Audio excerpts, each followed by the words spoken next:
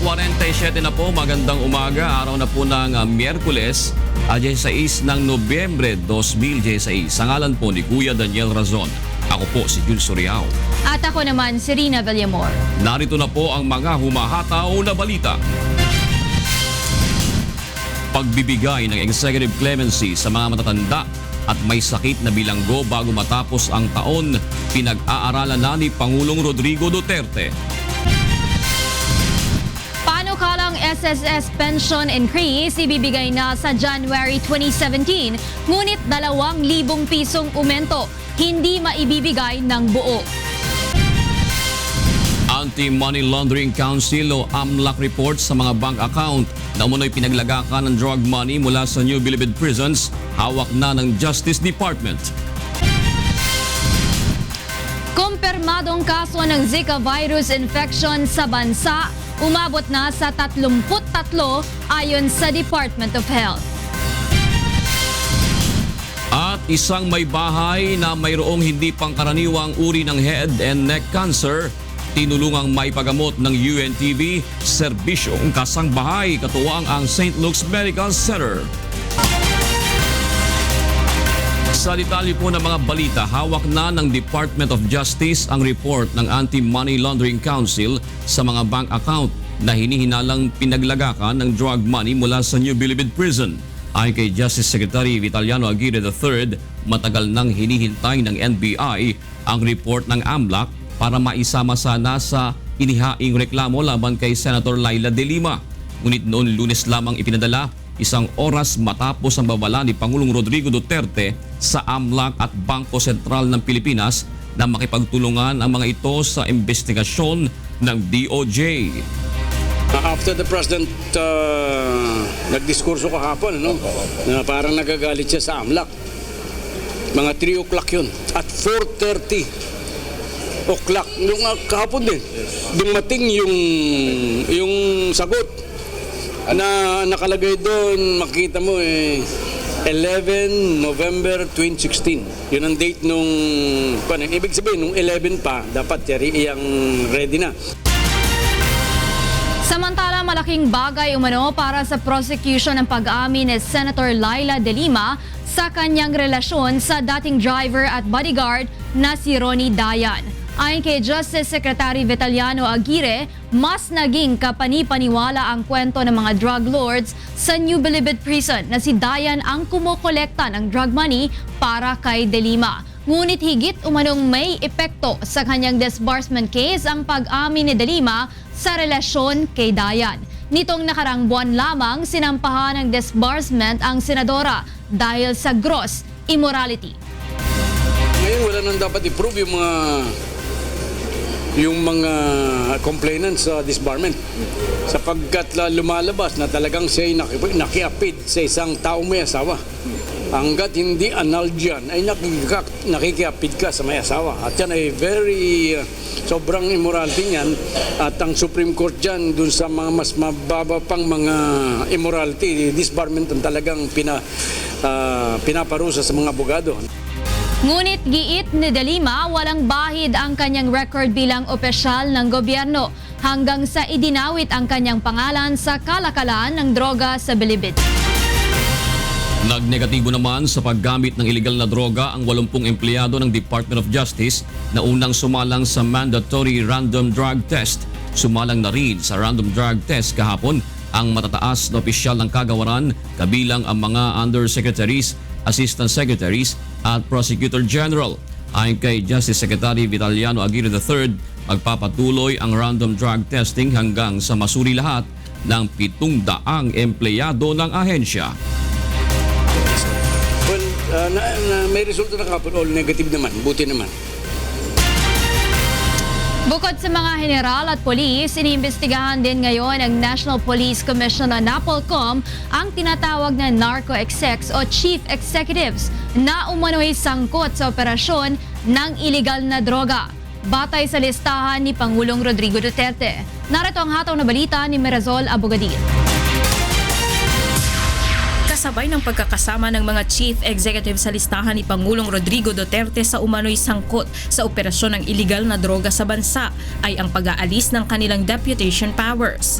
Ibig sabihin, mawawala na sa kontrol ng mga mayor at gobernador ang lokal na pulisya. Tatanggalan din sila ng mga bodyguard na pulis at babawiin ang permit at registration ng mga baril. Sa programang Get It Straight with Daniel Razon, sinabi ni Vice Chairman at Executive Officer Attorney Rogelio Casurao na ito ngayon ang karagdagang trabaho ng NAPOLCOM bilang bahagi ng I am Task also Force involved in the Aguila. investigation of mayors and governors. The mayors and governors are just deputies of NAPOLCOM insofar as their control over the PNP is concerned. The moment you're listed as one of the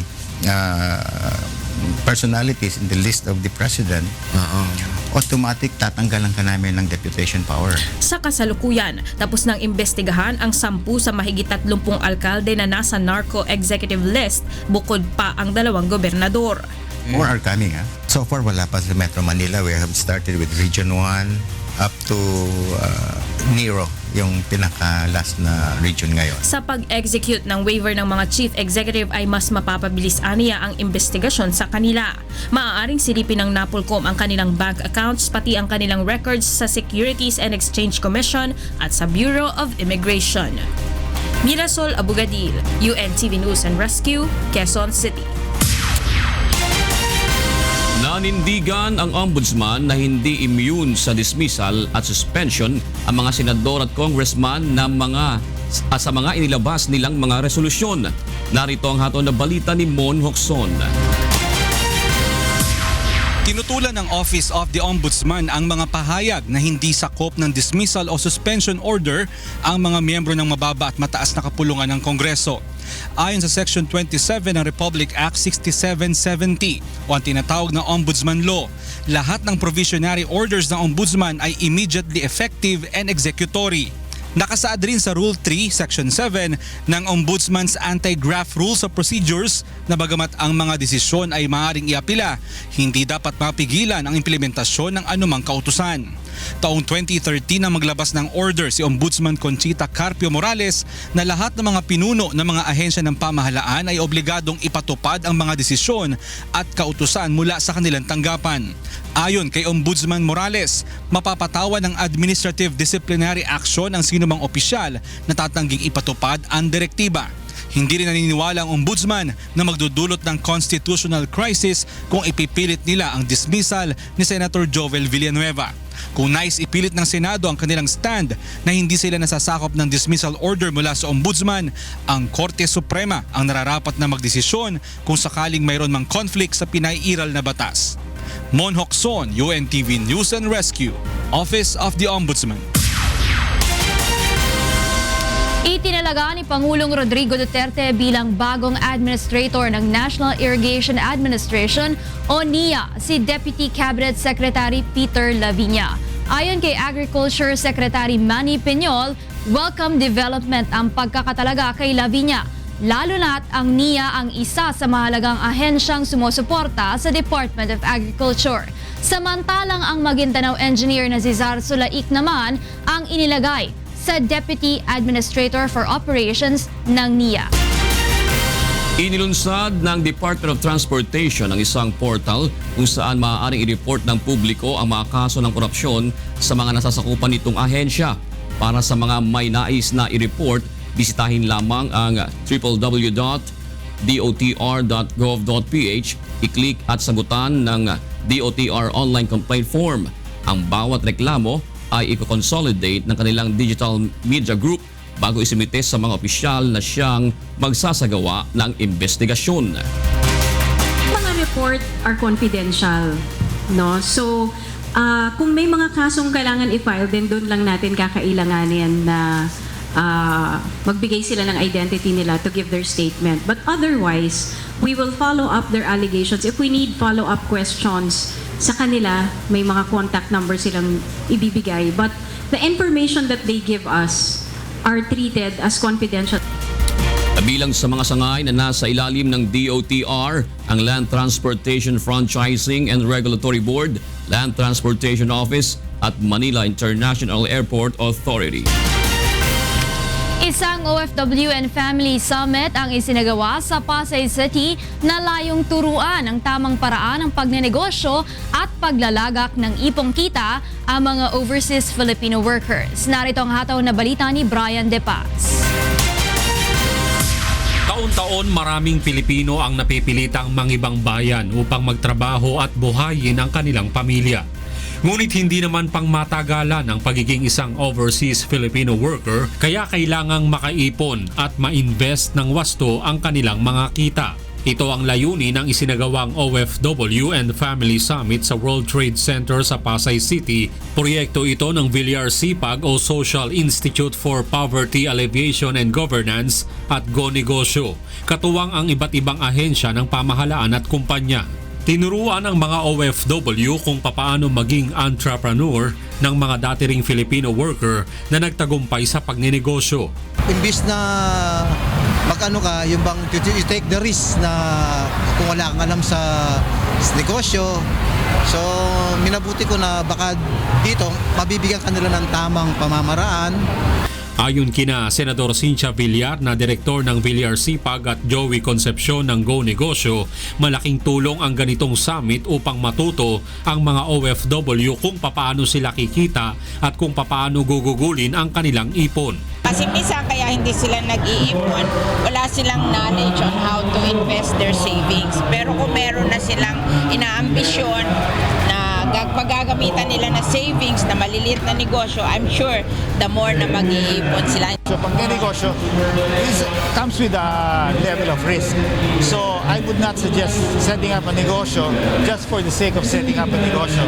You have to really understand anong sa tingin mo ang skill level nila na pagdating nila dito na they can start a business. Bukod sa financial literacy, tinalakay rin sa summit ang mga kaalaman sa business opportunities tulad ng franchising at direct selling at reintegration programs at paraan upang makaiwas sa illegal recruiters, human traffickers at business investment scams. Lalo na pagka mga get rich quick promises, magduda na kayo. So don't get into that. No? Hard-earned money, mawawala lang. So we encourage, first we encourage everyone to really learn. Brian De Paz, UNTV News and Rescue, Pasay City.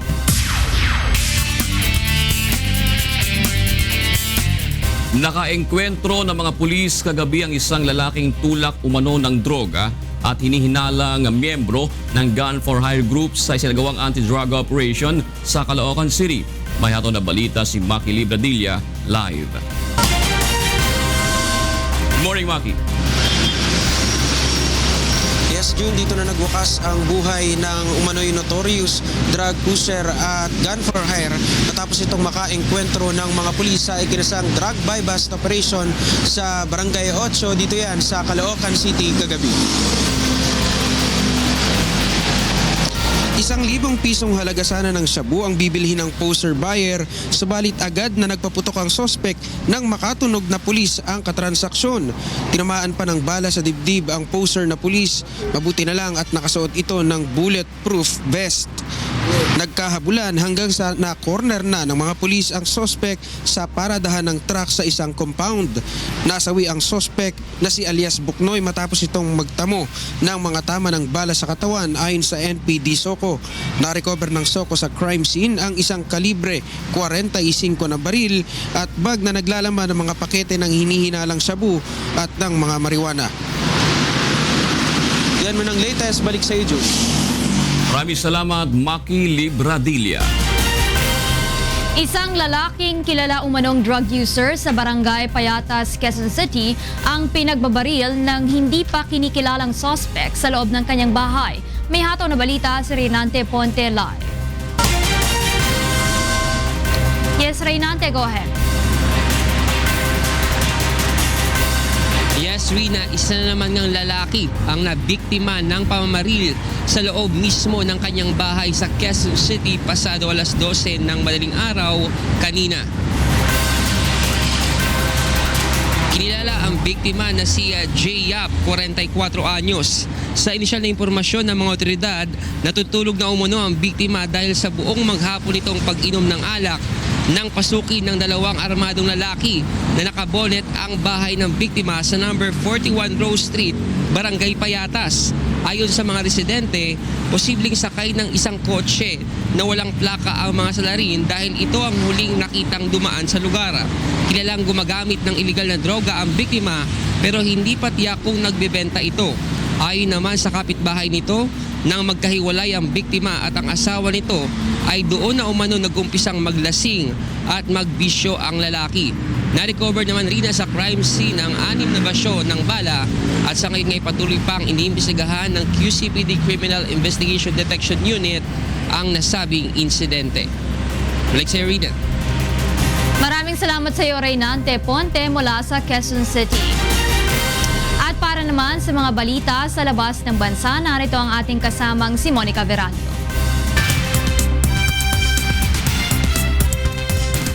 Hello Monica, good morning. Thank you, Rina. Good morning. Here are the news from different parts of the globe. New Zealand authorities have begun evacuating hundreds from the South Island town of Kaikoura. Greg Panganiban has the details. New Zealand Emergency Services and defense personnel began evacuating hundreds of tourists and residents from the South Island town of Kaikoura on Tuesday, November 15, after a powerful earthquake hit the region, killing 2 people. The 7.8 magnitude tremor on Sunday destroyed farm homesteads, sending glass and masonry toppling from high-rises in the capital Wellington and cutting road and rail links throughout the northeast of the South Island. 4 large Defense Force helicopters are flying into the town on Tuesday morning, and the Navy's multi-role vessel HMNZ Canterbury was heading to the area, ferrying rescues to Woodend, a small town 156 kilometers south of Kaikoura. Gale force winds and rain are hampering recovery efforts, and hundreds of aftershocks continue to rock the region. Around 1,200 tourists have been stranded in the town, with many forced to stay in makeshift campsites and make do with whatever food became available. I never thought that I would have crayfish for breakfast in this situation. Long queues form outside of supermarket as residents rush to buy supplies. Civil Defense estimated 80,000 to 100,000 landslides had been caused by the quakes. Overall, the government's priorities remain on both the short, the medium and the long-term issues and the resolution of those. The first is we think there's a list of about 140 people that we're looking to get out of Kaikoura as rapidly as we can. They're on a priority list. Hundreds of homes remain without power and telecommunications, with huge cracks in roads, landslips, and other damage to infrastructure making it. Greg Panganiban, UNTV News and Rescue, Auckland, New Zealand. Thousands of Belgian soldiers marched in Brussels to protest a government plan to raise the legal age to retire by 7 years and reduce their pension amount. The demonstration is the latest in a series of protests held this year against several spending cut reforms brought forward by Belgium's center-right government. The Dutch government should appreciate our loyalty to the people of Belgium, to the government. We are always there, we are loyal, we serve well, and we have a nice retirement plan. But now the government wants to change it, and they have 7 years. The most of us have to do 7 years more of service, and it's intolerable and unacceptable. The protest comes almost 2 years after the Belgian government began deploying some 300 troops across the country to guard possible targets for attacks following the January 2015 attacks at French satirical magazine Charlie Hebdo and a kosher supermarket in central Paris. Meanwhile, Thailand sinks the last batch of illegal fishing boats off the coast of Phetchaburi province to tackle the problem of overfishing and to encourage coral to grow. The 8 boats were illegally operated and owners of the trawlers were not willing to change their fishing equipment on the boats.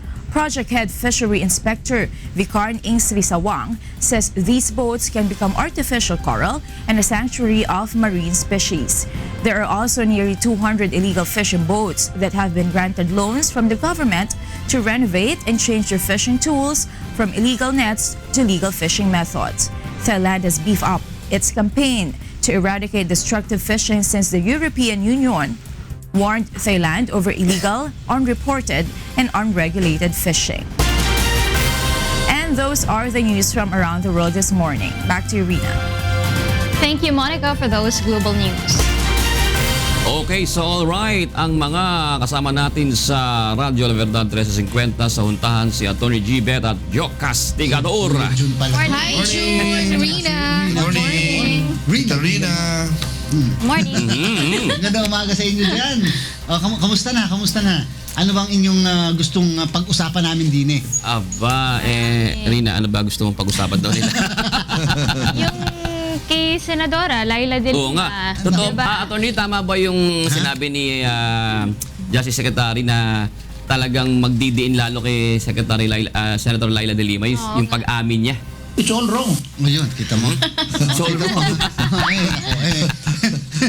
Cross immorality daw. Sabi. Alam mo ang mahirap doon, Prof. George, ano? Yung mga implications, napakadami implications ng kanyang pag-amin na yun. Especially sa in the case for disbarment.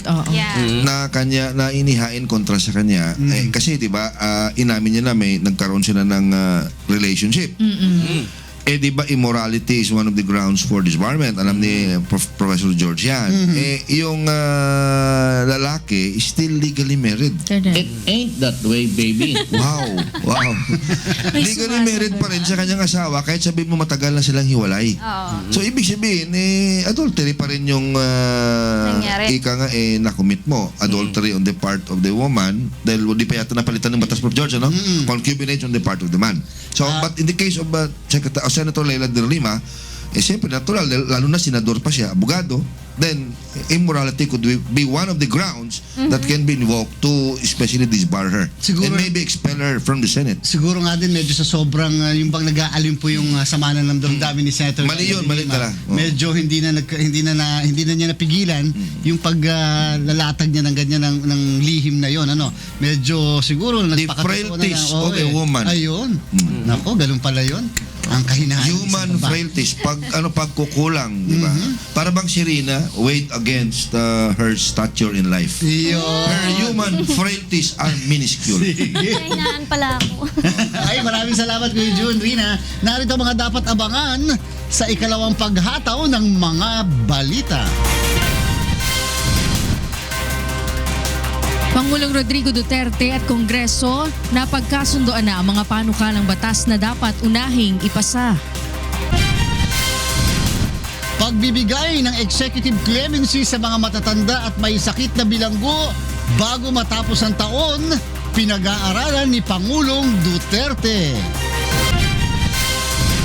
Panukalang SSS pension increase ibibigay na sa January 2017 ayon kay SSS Chairman Amado Valdez. Ngunit 2,000 pisong umento hindi maibibigay ng buo. Kumpirmadong kaso ng Zika virus infection sa bansa, umabot na sa 33 ayon sa Department of Health. At NHA Builders nasa must-win situation kontra Powerhouse BOC Transformers upang makasama sa 8 koponan na aabante sa second round eliminations ng UNTV Cup Season 5. At yan po mga dapat abangan sa susunod na paghataw ng mga balita. Ako po si Atty. George Erwin Garcia. Ako si Beth Santiago. At ako naman si Jose Castigador Jr. Balik sa inyo Kuya June at Rina. Maraming salamat, Atty. G. Yan po ang unang paghataw ng mga balita ng araw po ng Miyerkules, 16 ng Nobyembre 2016. La la la la.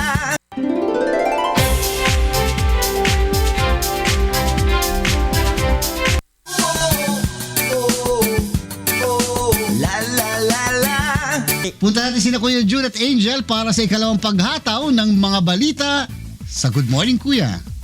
Maraming salamat, Atty. G. Magandang umagang muli sa ating mga kasangbahay. Ngayon po ay araw ng Miyerkules, 16 ng Nobyembre 2016. Narito na po ang ikalawang paghataw ng mga balita. Mga panukalang batas na dapat unahing ipasa na pagkasunduan na ni Pangulong Rodrigo Duterte at ng Kongreso. Pagbibigay ng executive clemency sa mga matatanda at may sakit na bilanggo bago matapos ang taon, pinag-aaralan na ng Pangulo. Panukalang SSS pension increase ibibigay na sa January 2017. Ngunit 2,000 pisong umento hindi maibibigay ng buo. Transportation Department nagbabala sa mga empleyado nito kaugnay sa pagtanggap ng regalo ngayong holiday season. At kumpirmadong kaso ng Zika virus infection sa bansa, umabot na sa 33 ayon sa Department of Health. Sa detalye ng mga balita, nakuha ni Pangulong Rodrigo Duterte ang suporta ng Kongreso upang maipasa ang priority bills ng administrasyon. Sa pagpupulong niya sa ilang senador at kongresista sa Malacanang noong Lunes, ibinili ng Pangulo ang tax reform bill, partikular na ang pagpapababa ng income tax at ang pag-amyenda ng Anti-Money Laundering Act. Mahabang oras naman ang nailaan sa usapin sa operasyon ng droga sa bansa at kung paano makatutulong ang legislatura sa problemang ito. Narito ang pahayag ni Senator Tito Soto. Not only the support but also legislation that would fast track some of the issues they want to take up. Like for example, additional rehabilitation centers, money for the rehabilitation patients, billion ang gag-aabutin eh. So yung mga ganon, and then also the issue of the death penalty. And then pinag-usapan yung economic issues. Bagaman may tuturing na importante rin ang mga issue, hindi naman natalakay sa pulong ng LEDAC ang federalism, charter change at ang lumalalang problema sa trapiko. Nilinaw naman ni Presidential Spokesperson Secretary Ernesto Abella na ang pagpupulong ay upang mapanatili ang komunikasyon at ugnayan sa pagitan ni Pangulong Duterte at ng Kamara at hindi isang full LEDAC meeting. Maaari nang matanggap ng mga pensioner ng Social Security System o SSS sa pagpasok ng susunod na taon ang kanilang karagdagang pensyon sa pamamagitan ng joint resolution na ilalabas ng Kongreso. Narito ang hataw na balita ni Grace Cassie. Simula Enero 2017, ibibigay na ng Social Security System ang dagdag pensyon para sa mga retiradong miyembro nito. Subalit 1,000 piso muna o kalahati ng panukalang 2,000 piso ang ipagkakaloob ng ahensya. Ayon kay SSS Chairman Amado Valdez, hindi pa kakayanin ng ahensya na ibigay ang buong halaga. Pangako ni Valdez na sa 2020 hanggang 2022 ay ibibigay na nila ang kalahati oras na makakuha na sila ng dagdag na pondo. The other 1,000, hindi muna kami hihingi sa Congress ng sa government appropriation because personally as chairman, I want to test the ability of our administrative machinery. Kaya ba natin ito? Bakit the criticism is we are not collecting this much? Masayang-masaya naman si Aling Violeta ng marinig ang balita. Pinagkakasya lang anya ng kanyang pamilya ang kanyang 2,000 pensyon. Kulang pa sa pambili ng kanilang gamot at pagkain. Kami na ako'y natutuwa at malaking kadagdagan din sa pensyon ng mister ko. Hindi na po nakakapagtrabaho yung mister ko. Yun na lang ang amin pang suporta sa aming asawa. Ayon kay Valdez, maaaring idaan na lamang sa resolusyon ang pagpapatupad ng increase habang ipinoproseso ang pagsasabatas nito. Ang request namin is hindi na in law but a joint resolution ng Congress urging us to grant the increase. Para sa ganon, kasi kung batas, it would violate yung contractual obligation ng SSS with the ones who are paying the contributions. Ginarantiya naman ang Kamara na maglalabas sila ng joint resolution sa lalong madaling panahon. Grace Casin, UNTV News and Rescue, House of Representatives. Inilatag ng business sector sa House Committee on Constitutional Amendments ang mga panukalang pagbabago sa economic provisions ng saligang batas. Kabilang na rito ang pagbubukas ng foreign ownership sa mass media, mga lupain at paggamit ng natural resources ng bansa. Narito ang hataw na balita ni Nel Maribuho. Nagsimula na ang konsultasyon ng House Committee on Constitutional Amendments para sa pagsusulong ng pag-amyenda sa saligang batas, partikular na sa political at economic provisions nito. Ipiniresinta ng Management Association of the Philippines ang kanilang 7 proposed amendments, kabilang narito ang pagbubukas sa paggamit ng mga likas na yaman ng Pilipinas sa mga dayuhan. You know, the natural resources owned by the state, by the government itself. But the utilization, the exploitation of that can be given to foreign companies or can be given to any other Filipino entity who can match and who can be able to exploit that. Maging ang pagbibigay ng karapatan sa mga dayuhan na magmay-ari ng educational institutions at mass media ay ipinanukala rin. Sa ilalim ng 1987 Constitution, tanging citizens lamang ng Pilipinas ang pinapayagang magmay-ari ng mga ito. We think that Article 16, Section 11 should also go. That is investment on foreign restriction in mass media and advertising industries. Patuloy ang gagawing konsultasyon ng komite sa iba't ibang sektor kaugnay ng proposed charter change. Sa ngayon ay tatalakay na ng Technical Working Group ang aprobadong panukalang amyendahan ng konstitusyon sa pamamagitan ng Constituent Assembly at inaasahang maisasalang na ito sa plenaryo sa mga susunod na linggo. Nel Maribuhok, UNTV News and Rescue, House of Representatives. Iba pang balita, ginawaran ng absolute at unconditional pardon ni Pangulong Rodrigo Duterte ang aktor na si Robin Padilla. Samantala, pinag-iisipan na rin ng Pangulo ang pagkakaroon ng executive clemency sa lahat ng mga bilanggong may sakit at matatanda na. Narito ang hataw na balita ni Rosalie Cos. Maaari na muling makaboto at maaari na ring humawak ng pwesto sa gobyerno o tumakbo bilang opisyal ng pamahalaan ang dating nabilanggong aktor na si Robin Padilla. Bukod dito, maaari na rin siyang kumuha ng passport at magbiyahe palabas ng bansa. Ito ay matapos siyang gawaran kagabi ni Pangulong Rodrigo Duterte ng absolute at unconditional pardon na nangangahulugang maaari na niya muling tuparin ang kanyang civil at political rights. He has suffered enough. I think kung bitawan mo lang man yung tao sa labas, give him the rights. Kaboto, makatravel, whatever, to enjoy again, he can apply for a gun license because full political and civil rights. Iginawad ng Pangulo ang amnestiya base na rin sa rekomendasyon ng Board of Pardons and Parole na nasa ilalim ng pamamahala ng Department of Justice. 1994 nang makulong si Padilla dahil sa kasong illegal possession of firearms. 1997 ang bigyan siya ng pardon ng dating Pangulong Fidel Ramos at Macalaya, subalit hindi lubos ang kanyang amnestiya.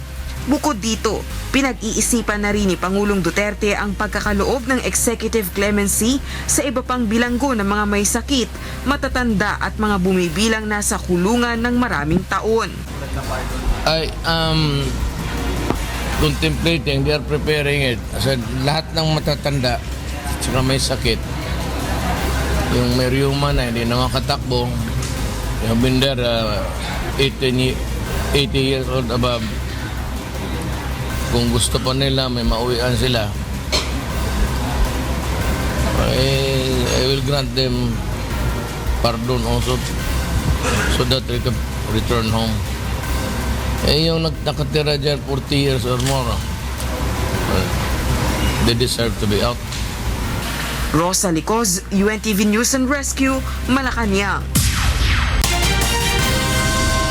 Samantala, sa unang linggo na ng Desyembre, posibleng maisumite ng National Police Commission kay Pangulong Rodrigo Duterte ang kanilang rekomendasyon sa isinagawang investigasyon sa 3 police generals na sangkot umano sa operasyon ng illegal na droga sa bansa. Narito ang hataw na balita ni June Soriao. And I'd like to name publicly General Diaz, the former Regional Director of Region 11, General Pagdilao, former Regional Director in CRDO.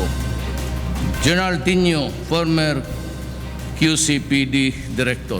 Pagkakatanggal sa serbisyo ang pinakamabigat na parusa sa ngayon ang kinakaharap ng mga aktibong opisyal ng PNP na pinangalanan ni Pangulong Rodrigo Duterte noong Hulyo. Ito ay kung lalabas sa rekomendasyon ng National Police Commission na sangkot sa illegal drug trade ang tinaguriang narco generals. Ayon kay Vice Chairman at Executive Officer Atty. Rogelio Casurao ng National Police Commission, halos tapos na sila sa kanilang investigasyon sa mga high-ranking PNP officials. Tanging ang investigasyon kay Chief Superintendent Bernardo Diaz na lamang ang kanilang tinatapos.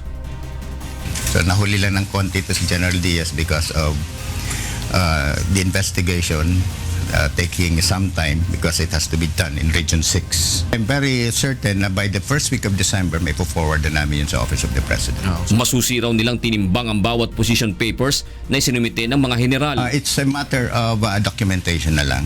Pero yung the reasons for the findings, the quantum of evidence, the weight of evidence that is necessary to secure a conviction, as you may call it. Hindi man binanggit ni Atty. Casurao ang kanyang rekomendasyon, aminado itong isang malalim na problema ang droga sa ating bansa na hindi nabigyan ng pansin sa mga nakalipas na panahon. To me, in fact, yan ang naging general observation. Had this been worked on early on, hindi sana ganong siguro ka lawak ang problema. Apparently, ang ating PNP before have not really been very serious in looking into this. Ngayon lang siguro nagkaroon ng common stand ang ating kapulisan, law enforcement, kaya na-unearth itong mga hidden information. Bukod naman sa mga general na pinangalanan ni Pangulong Duterte, may mga opisyal din ng PNP ang iniimbestigahan na rin. Naniniwala si Atty. Casurao na ang paglaganap ng iligal na droga sa isang lugar ay patunay lamang na may kapabayaan ang isang nanunungkulan na sugpuin ang problemang dapat masolusyonan.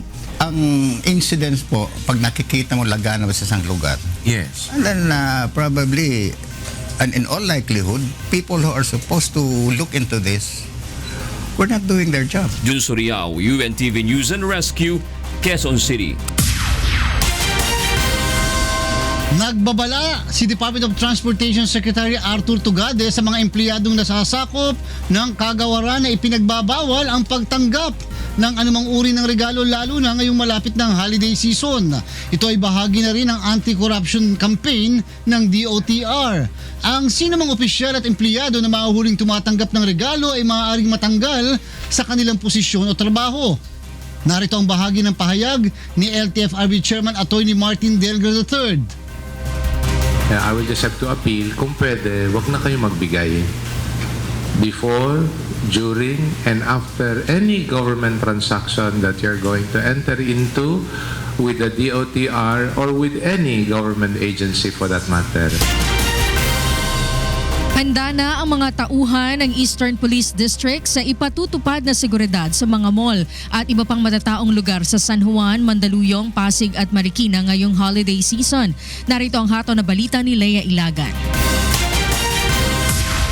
Walang banta sa seguridad na namomonitor ang pamunuan ng Eastern Police District ngayong holiday season. Subalit kasado na ang ilalatag nilang seguridad sa mga malls sa kanilang nasasakupan.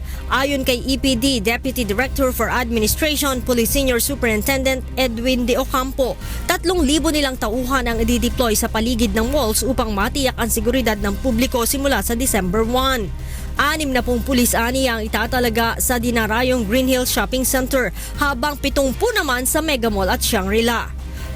Nakikita namin na talagang dadagsa yung mga tao, especially yung mga galing provinces. Siyempre, ano na yan, bakasyon na. No? So we are prepared ngayon pa lang. No? Bukod sa police visibility sa mga mall, simbahan, pasyalan at terminal ay palalakasin din nila ang foot patrol.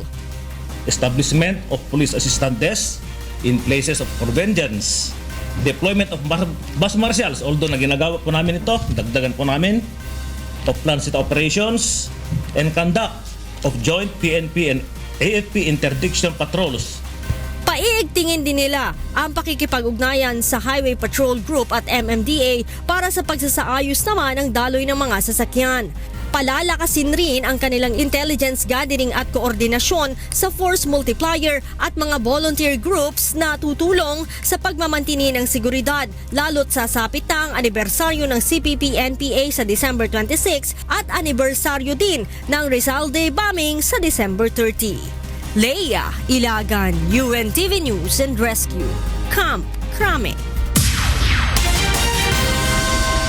Nakataas pa rin ang high alert status sa lungsod ng Davao bagamat magtatatlong buwan na ang nakalipas mula nang maganap ang Rojas Night Market bombing. Ayon kay Mayor Sara Duterte, ito ay bilang paghahanda sa posibleng spillover na nagpapatuloy na opensiba sa Western Mindanao. Narito ang hataw na balita ni Victor Cosare. Hindi pa nagbababa ng alerto ang Davao City sa kabila ng pagkakaaresto sa mga suspects sa night market bombing noong September 2. Ayon kay Davao City Mayor Sara Duterte Carpio, nananatiling on high alert ang lungsod bilang paghahanda sa epekto ng patuloy na opensiba ng militar sa Western Mindanao area, partikular sa Basilan, Sulu at Tawi-Tawi laban sa Abu Sayyaf. Maituturing din anya na high value target ang lungsod dahil madalas na pumupunta rito si Pangulong Rodrigo Duterte. Kasama na rin sa pinaghahandaan ng city government ang nalalapit na holiday season. There is an alert for terrorism since this is the time where people usually converge for merrymaking. On the part of Davao City, there are no terrorist bases here in Davao City, ma'am.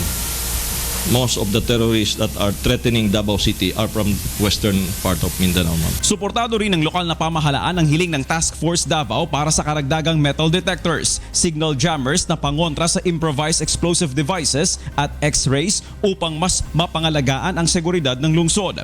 Samantala, ayaw namang maging kampante ni Mayor Duterte kahit naaresto na ang ilang suspect sa Davao Night Market Blast. If we base it on the matrix, it's more than 30 yun. A person may be involved but you really cannot prove and file charges against them. So they're building up cases against those na meron silang concrete proof of participation. Hindi naman na ibibigay pa ang reward money sa mga impormante hanggat hindi pa naisasampa sa korte ang kaso laban sa mga suspect sa pambubomba. Victor Cosare, UNTV News and Rescue, Davao City. Nadagdagan pa ang bilang ng mga kumpirmadong kaso ng Zika virus infection sa bansa.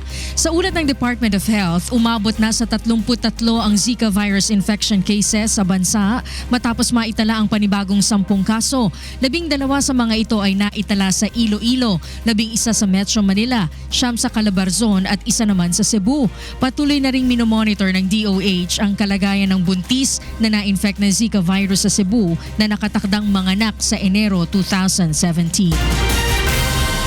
Samantala, pagbagsak ng ilang power plant sa Batangas at Luzon ang sanhi sa nangyaring emergency power outage sa ilang bahagi ng Metro Manila at mga kalapit na lalawigan kagabi, ayon yan sa Manila Electric Company o Meralco. Pasado alas 7:30 nang mawala ng kuryente ang ilang bahagi ng Quezon City, Makati, Batangas at Cavite.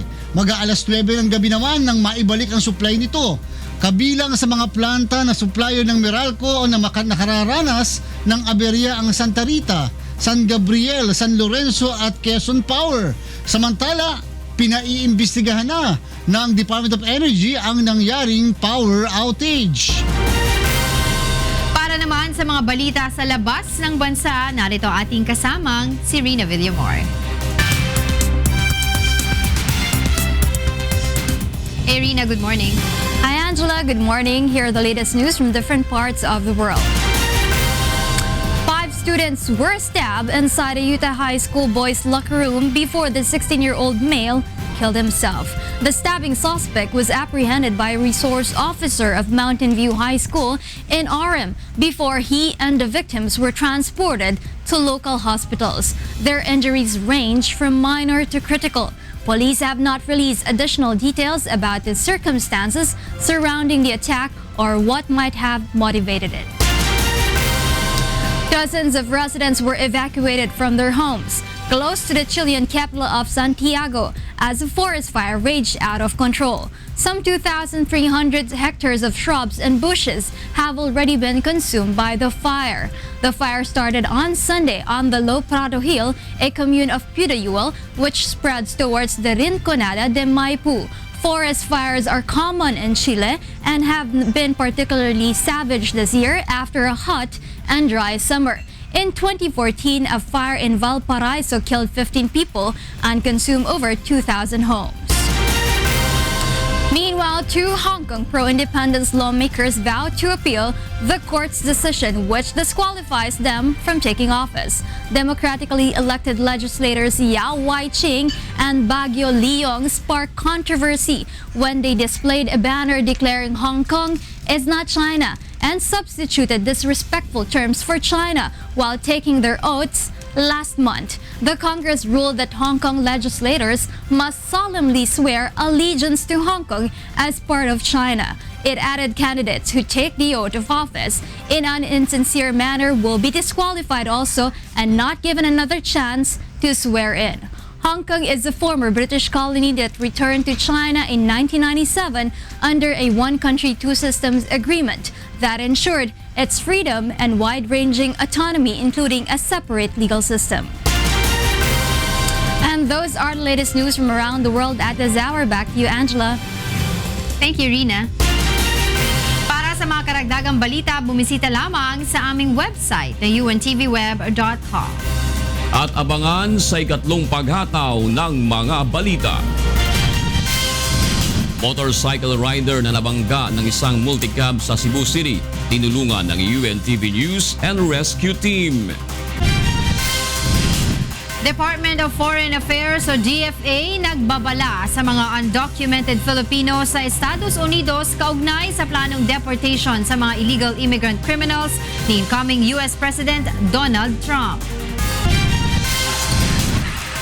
NHA Builders pipiliting gibain ang malinis na record ng BOC Transformers upang makapasok sa second round eliminations ng UNTV Cup Season 5. At isang may bahay na mayroong hindi pangkaraniwang uri ng head and neck cancer, tinulungan maipagamot ng UNTV Serbisyong Kasambahay, katuwang ang St. Luke's Medical Center. At yan po ay ikalawang paghataw ng mga balita sa umagang ito ng Miyerkules, 16 ng Nobyembre 2016. Magbabalik po ang Good Morning Kuya.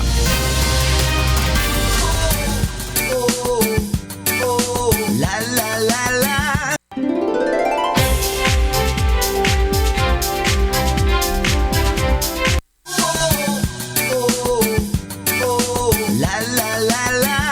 Punta natin sina Kuya June at Monica para sa ikatlong paghataw ng mga balita. Maraming salamat, Attorney G. Magandang umaga. Araw na po ng Miyerkules, November 16, 2016. Tayo po ay sabayang napapakinggan sa Radio La Verdad 1350, ang UNTV Radio. Live din po tayo sa atin pong Facebook account at sa untvweb.com via live streaming at sa atin pong UNTV mobile application. Narito na po ang ikatlong paghataw ng mga balita. Motorcycle rider na nabangga ng isang multicab sa Cebu City, tinulungan ng UNTV News and Rescue Team. Department of Foreign Affairs nagbabala sa mga undocumented Filipino sa Estados Unidos kaugnay sa planong deportation sa mga illegal immigrant criminals ni incoming US President Donald Trump. NHA Builders pipiliting gibain ang malinis na record ng BOC Transformers upang makapasok sa second round eliminations ng UNTV Cup Season 5. At isang may bahay na mayroong hindi pangkaraniwang uri ng head and neck cancer, tinulungang maipagamot ng UNTV Serbisyong Kasambahay, katuwang ang St. Luke's Medical Center.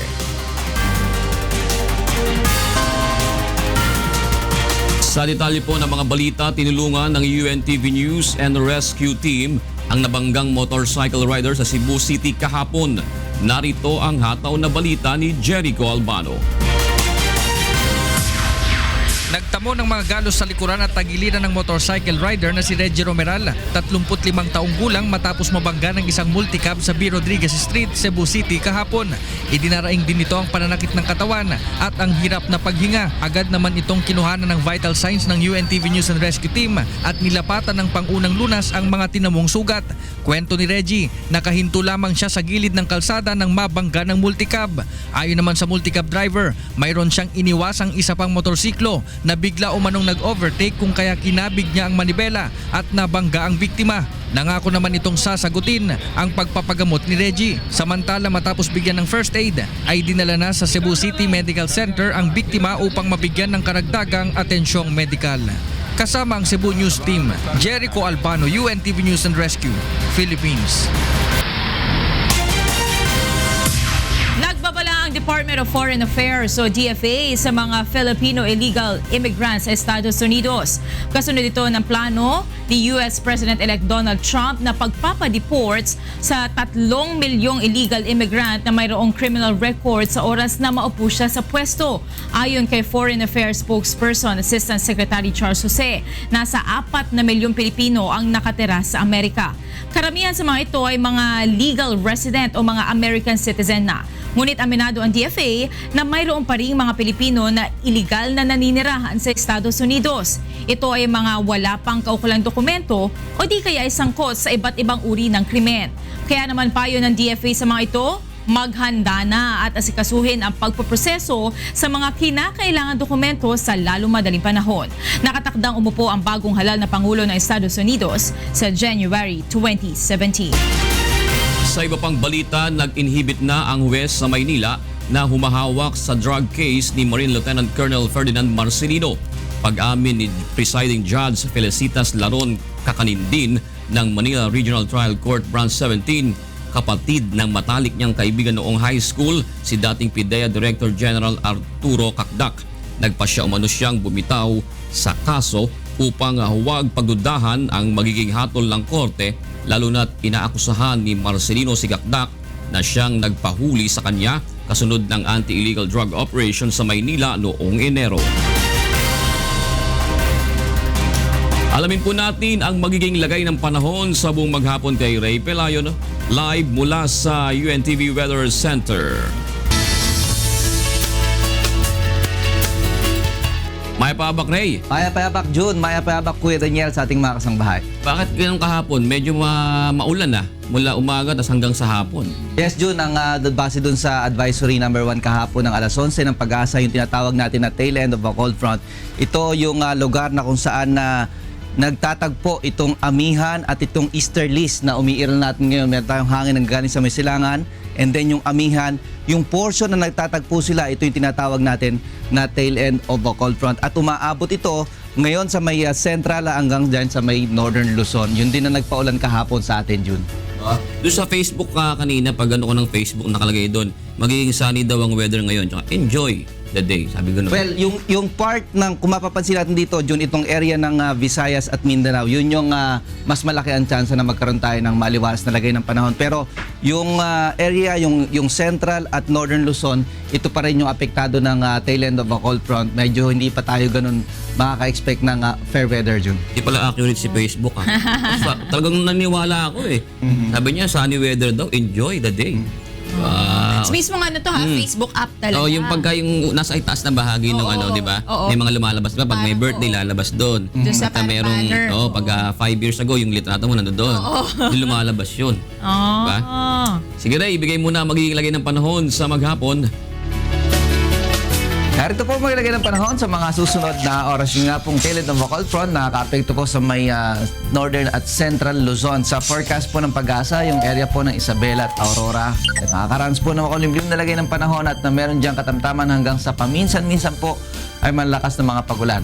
Ang Nueva Ecija, region po ng Ilocos, yun po yung Cordillera, na labing bahagi ng Cagayan Valley, makakaranas naman po dyan ng mahina hanggang sa katamtamang mga pagulan. Sa Metro Manila at nalabing bahagi ng Luzon, improving po ang other weather condition, pero may mga tsansa na magkakaroon din po ng isolated rain showers and thunderstorms.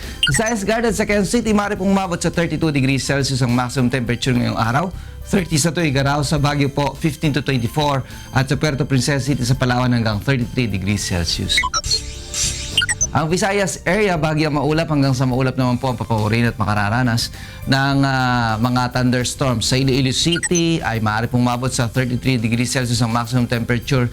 Metro Cebu and Tacloban City hanggang 32 degrees Celsius. Hindi po maglilagay ng panahon sa Mindanao, pero yung Caraga region, mas malaki ang tsansa na magkaroon po dyan ng isolated rain showers and thunderstorms.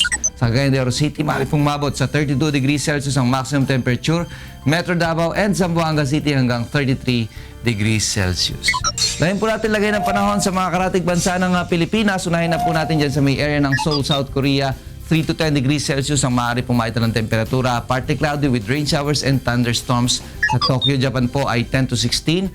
Maganda po ang lagay ng panahon dyan. Sa Taipei, Taiwan naman po 26 degrees Celsius ang posibleng maita ng maximum with light rains. Sa Beijing, China, 0 to 11 degrees Celsius ang maaari pong maita ng temperatura. Malamig po dyan. May mahinang mga pag-ulan. Samantalang sa Hong Kong hanggang 26 with partly cloudy skies. Sa area naman po ng Bangkok, Thailand, 34 degrees Celsius. Pero maganda po lagay ng panahon sa Vietnam. Sa Hanoi po, 27 and 32 sa may area po ng Ho Chi Minh ang maaari pong maita ng temperatura. Pero maganda rin po ang lagay ng panahon. Sa Kuala Lumpur, Malaysia, meron pong thunderstorms dyan. Ganyan din po sa may area ng Singapore na ang temperatura ay maaari pong maita umabot po ng 33 degrees Celsius. At sa Jakarta, Indonesia, maaari din pong magkaroon ng cloudy skies with rain showers. Samantala, ang ating pong sunrise, 5:57 a.m. at naman pong sunset, 5:24 p.m. Yan ang ating ulat panahon. Mula naman po tumaraw, huwag natin kalilimutang pasalamatan ang Diyos na lumana. Balik po sa inyo dyan. Maraming salamat, Ray Pelayo ng ulat mula sa UNTV Weather Center. Samantala, alamin naman po natin ang iba pang balita sa iba't ibang panig ng bansa mula sa Davao City. Ihahatid sa atin ni Victor Cosare ang mga balitang Prom Day. Maayong buntag, Victor. Maayong buntag June, maayong buntag kang Kuya Daniel o una sa atong mga balitang Prom Day. Ipangita na sa Pampanga Police ang mga Chinese national nga mao'y nag-abang sa abandonadong balay sa Apalit, Pampanga di nakitaan ang sako-sako nga kemikal o gamit sa paghimo og shabu. Si Joshua Antonio alang sa maong balita. Akasabi na niya ni Philippine National Police yung makibandiking abandonadong baleking Apalit, Pampanga atuklasan palang meto nga shabu laboratory. Patanda na niya Sabado meto nga sheriff ibat king RTC Branch 75 City of Malolos, Bulacan ing mintaketi kayabe ding barangay officials king Sitio Santo Niño, Barangay San Juan bang ipalad ing writ of execution dekil king civil case number 720-M-2012 karing atlong Chinese national sa Manu, Paketi. At tukal dala din sako-sakong chemical at gamit ame kumpirmang gagamitan king pamangawang shabu. Dela dalarete king crime laboratory ning Camp Olivas king San Fernando, Pampanga. Kim pamikapag amano ning PNP Pampanga kim makibandi king bale ay Robert Gan king kapamilatan na ning telepono sinabi ng Gan ay niya pang banuan 2011 inyang paupare iti kim meto nga makilag yung Glenn Chua ang metong at Chinese. Dapat ala ng makatunang keti iba't pa inyang banuan 2014. So may nagrenta sa kanila a certain Glenn Chua in Chikden. Natumira ito, sabi ng caretaker, tumira daw ito ng mga hanggang 2014. So basta ang last na tumira doon si Glenn Chua na may kasama pang 2 or 3 persons na sila yung tumira doon hanggang 2014. Chinese nationals din sila. King salukuyan panintunan na noon ni pulisya din Chinese nationals ang menu pa king atong gayan abale dapat kayabe ya pamurin ka rin investigan im makibandi kaniti. Kasama pa rin siya sa investigation since wala naman siyang ini-establish pa namin kung talaga kung may participation siya doon sa mga nakuhang chemicals or kung si Glenn Chua lang talaga yung may alam doon. Kasi ang pagkakasabi niya, basta nung umalis siya, ang nagrenta sa kanila, si Glenn Chua, wala na siyang ibang sinabi kung ano pang mga activities. Target na ni PNP Pampanga akit doon ni Chinese nationals king kilob ni Parumingo. Joshua Antonio, UNTV News and Rescue, Pampanga.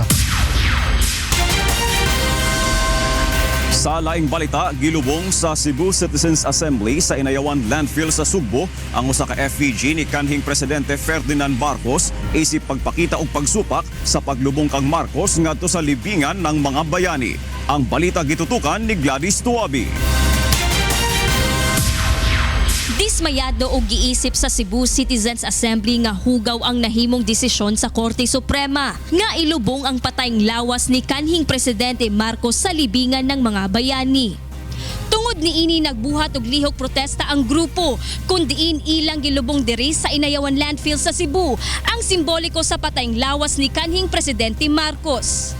Giingong walay katungod nga ilubong ang kanhing presidente sa LNMB tungod wala kini nahimo nga kabayanihan sa nasud. Matud kang retired Judge Minrado Paredes, dili si Marcos ang tinuod nga bayani kundili ang mga katawhan. Basura siya sa kasaysayan, no? Dili siya bayani. Ang tinuod nga bayani ang katawan. Gladys Tuabi, UNTV News and Rescue, Cebu. Gilunsad na kagahapon ang bag-ong logo o ang mahimong tema sa 2017 Panagbanga Festival nga kada tuig ginasaulog sa dakbayan sa Baguio. Aniya ang balita ni Grace Doctolero. Iti seremonya nga naaramid idi kalman tapno mailukatan wenno mairugi nga rudan di 2017 Panagbanga Festival ket naiparang o naipakita ti kabarbaro nga logo nga isu nga rod daytoy tinakalanad, inspired by beauty, nurtured by nature. Isu manandag iti aglatak nga tema ti selebrasyon. We have the Panagbenga. Why don't we see to it that it is not only Panagbenga Baguio, but siguro the following days that will follow, if this is Panagbenga now, Trinidad the following day, Sablan the following day, and so that people coming to Baguio at one time can experience the totality of our Panagbenga. Tatapay laing ket rinugyanan ti Baguio City iti panagsagana para ti may kadwapulo ket talo nga taway nga Panagbenga or Flower Festival nga maangay wenno maaramid into no February 2017. Daytoy tinaway nga panagselebrar tinasao nga Flower Festival ket agbayag wenno agpaot ti nagtimaysa nga bulan. Malaki ang kakulangan natin when it comes to the accommodation facility. But granting for the sake of argument that even if we have 5,000 rooms here in the city of Baguio for the period of the Flower Festival, especially the two major parades, hindi kasya yan. So kulang ang accommodation natin. Kabayatan na. Highlight wenno makuna nga may nga panagrambak pay laeng met. Ti panagbenga ti opening ceremony ken parade into no February 1. PMA Alumni Homecoming Weekend met into no February 17 aging 19. Grand Street Dancing into no February 25 ken Grand Float Parade into no February 28. Namnamain wenno impen nga rod dagiti umili ken bisita nga masiraan man ti Session Road para iti Session in Bloom nga mairugimet into no February 27. Ket agbayag wenno umabot daytoy agingga March 5. Kabayatan na mainayon met ti daytoy Panagbenga 2017 activities. Ti barangay roadside gardening competition nga darayan tinasurok nga sangagasot a barangays ti syudad ti Baguio.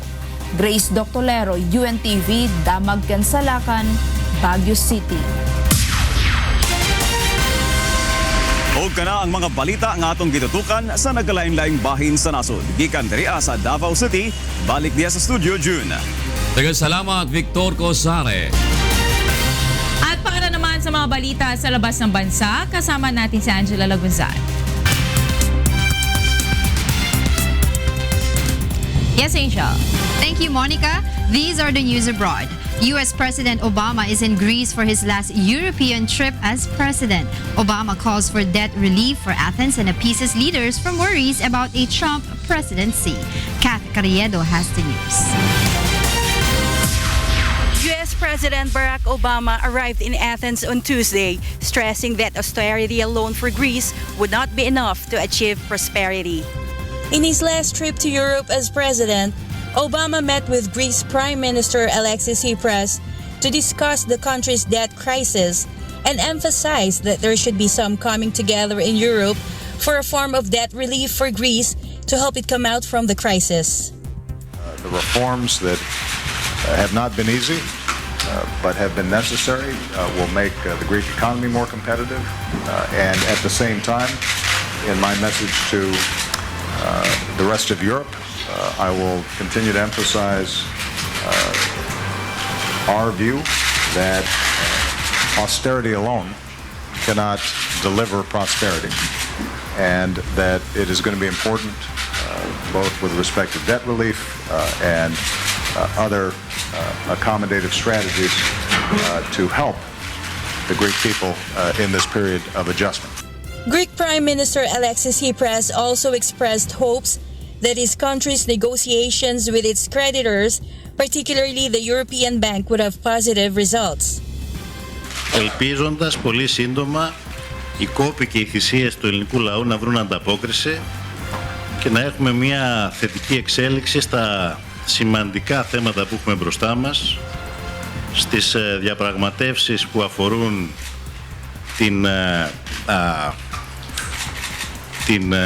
κρίση του χρέους και μια θετική εξέλιξη με τους εταίρους μας που αφορά όλη την Ευρώπη και την παγκόσμια οικονομία.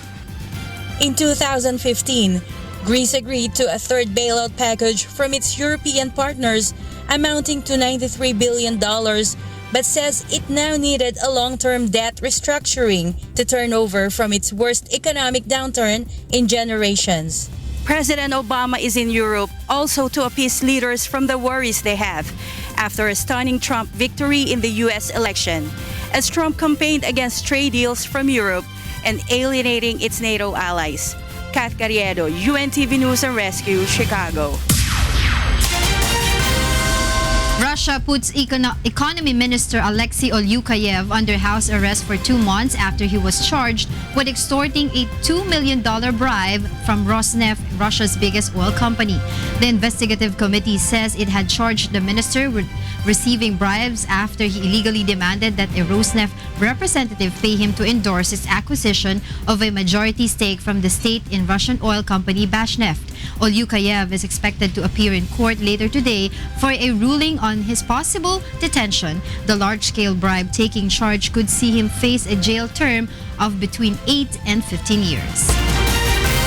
In other news, Britain's Prince Philip opens London's new location of Design Museum in Kensington. From London, Jovic Bermas will give us details. After opening the original museum 60 years ago, the Duke of Edinburgh opens the new location of Design Museum in Kensington High Street.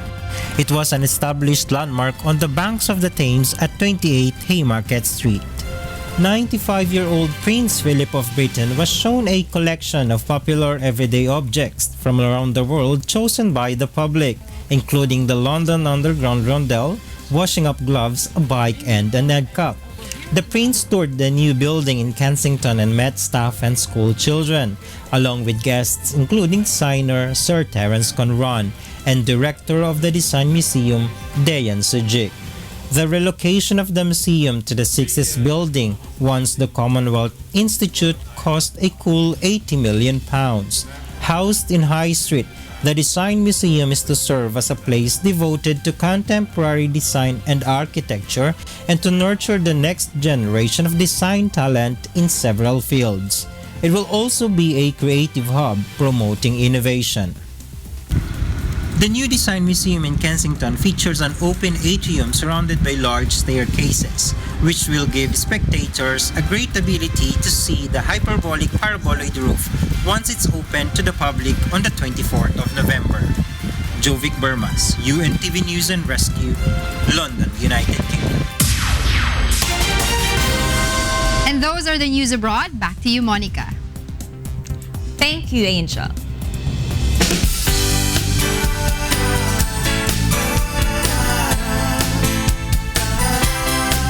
Inilapit ng programang Serbisyong Kasambahay sa isa sa ating mga partner public service ang isang may bahay na mayroong hindi pangkaraniwang uri ng cancer upang makapagpagamot ito. Narito ang hataw na balita ni Leslie Longboen.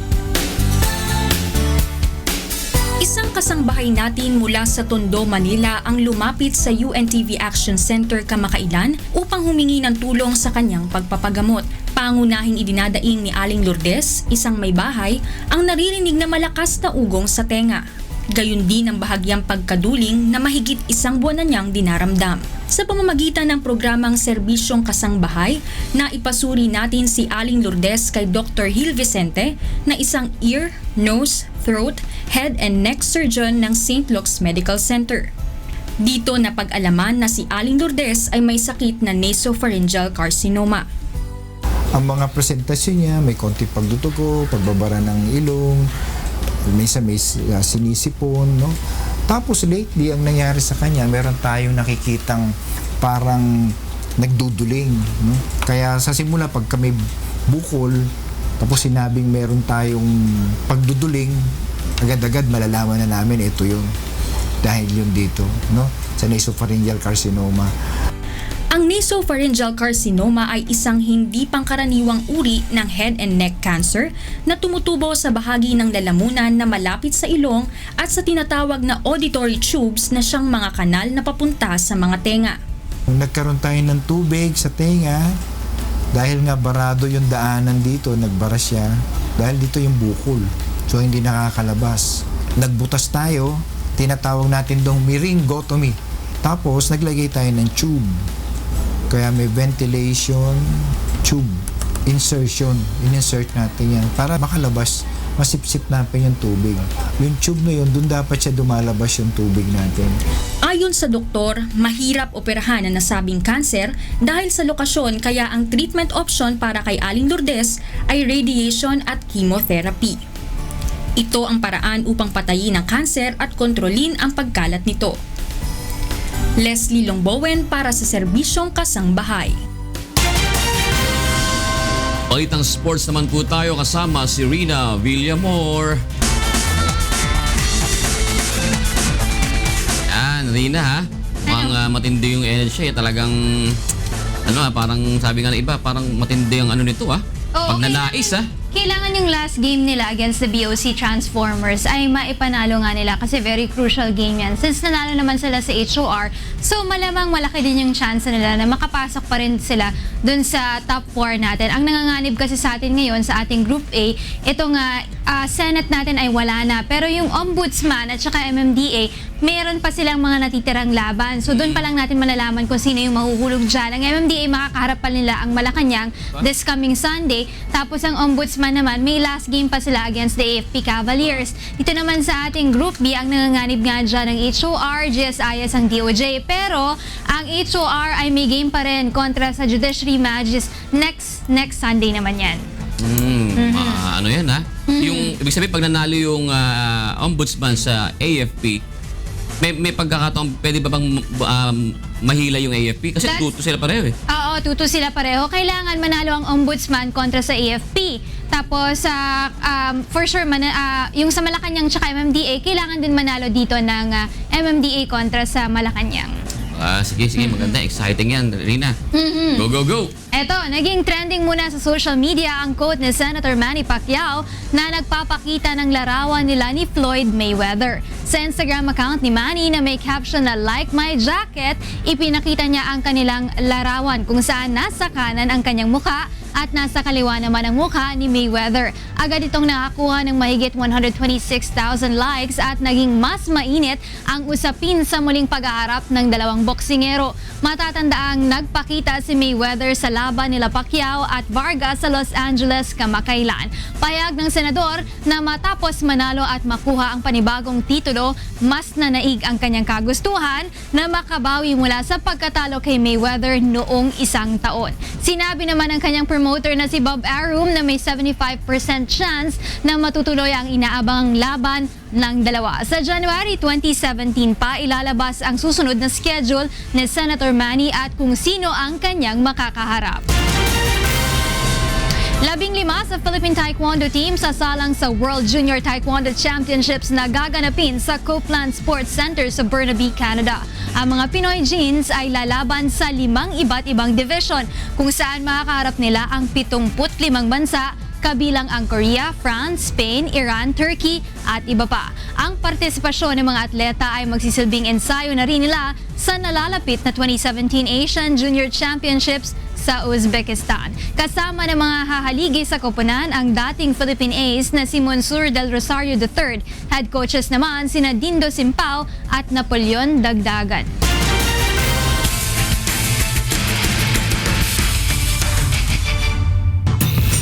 Gagawin ang lahat ng NHA Builders upang matalo sa laban ngayong linggo ang wala pang katalo-talo na BOC Transformers upang makaabante sa second round eliminations ng UNTV Cup Season 5. Narito ang hataw na balita ni Bernard Dadis. Thanks, Francis. Kinakailangang gipain ng NHA Builders ang powerhouse team BOC Transformers upang makasama sa 8 koponan na abante sa second round eliminations ng UNTV Cup Season 5.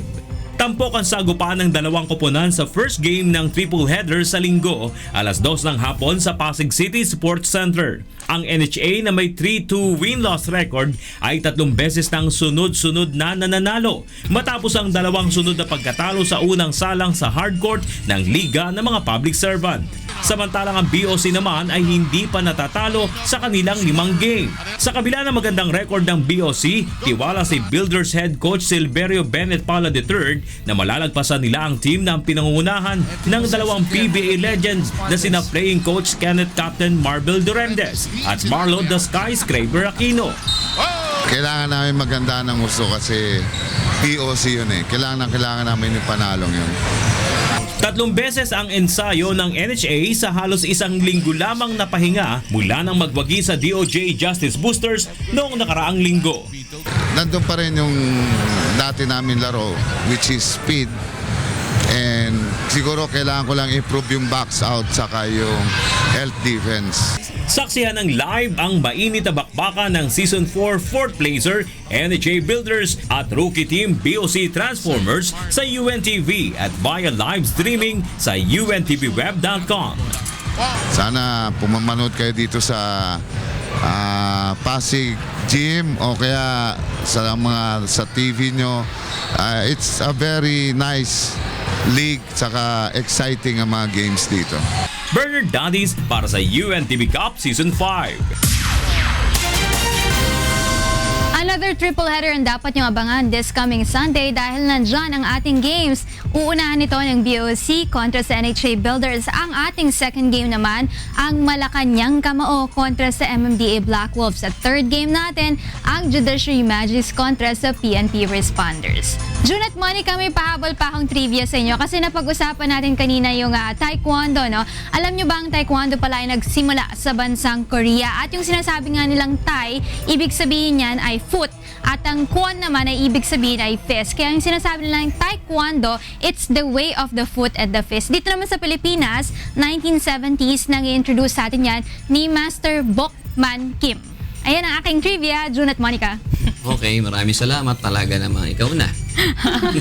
All in, Rina. Saka ay sa bagay, hanggang kailan lang ba siya magiging Rina Villamor? Hanggang 2 weeks from now, madadagdagan na apelido ni Rina. May dash na. Oo, Kamara de Representante. Huwag mong gagamitin yung Taekwondo rin ha. Ay, hindi yan sa Taekwondo magaling. Saan? Magaling humawak ng mahahabang baril. Oo. Yung mga armas na mas malalaki pa sa kanya. Oo. Yeah, Rina, thank you.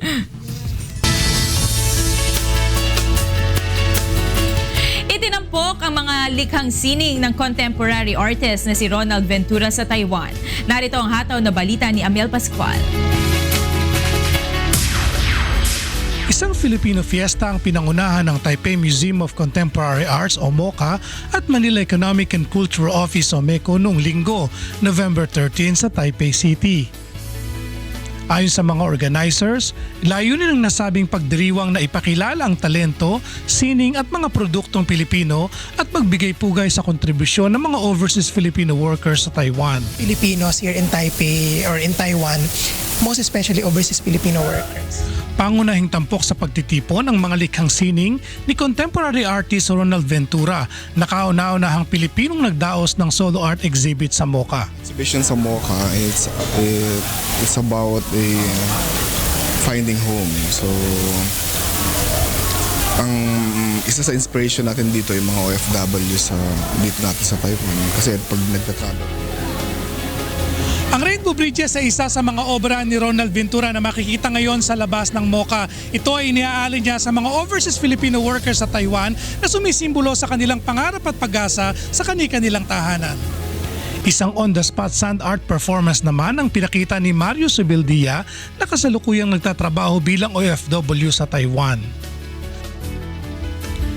Siya ang unang Pilipinong street artist na kinilala ng Taiwan sa kanyang talentong pagguhit sa pamamagitan ng buhangin. Kabilang din sa nagtanghalang Cordillera Organization in Taiwan o COT sa pamamagitan ng kanilang patong dance. Sari-saring pagkain at produktong Pinoy ang pinakilala sa Filipino market. Nagkaroon naman ng pagkakataon ng mga dumalo sa pagtitipon na gumawa ng iba't ibang Filipino crafts. 50 postcards naman ang pinagkaloob ng MOCA sa mga nakilahok at ipadala ang mga ito sa kanilang tahanan ng libre. Samantala hanggang November 20 maaaring bisitahin ng ating mga kababayan ang Project Finding Home exhibit ni Ronald Ventura sa MOCA, Taipei. Amiel Pascual, UNTV News and Rescue, Taipei, Taiwan. Para sa iba pang humahataw na balita, bumisita lamang po sa aming website ang untvweb.com. At yan po ang mga hataw na balita ngayong araw po ng Miyerkules, November 16, 2016. Sa ngalan po ni Kuya Daniel Razon. Ako po si Jun Surya. Ako naman po si Monica Veralio. Susunod na po ang programang Bawal ang Pikon, Get It Straight with Daniel Razon.